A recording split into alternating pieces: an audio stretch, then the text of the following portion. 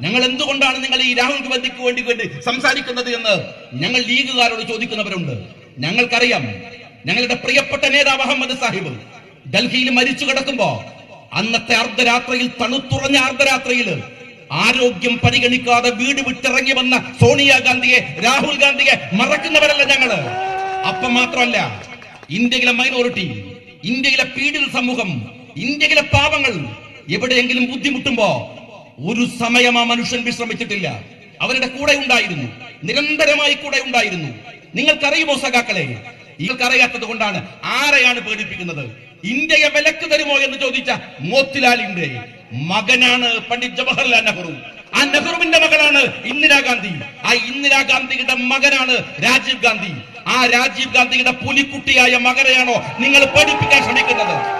നിങ്ങൾക്കറിയുമോ, നിങ്ങളുടെ ഈ ഊള നേതാക്കന്മാരെ പോലെയുള്ള ഒരാളാണ് രാഹുൽ ഗാന്ധി എന്ന് നിങ്ങൾ വിചാരിച്ചോ?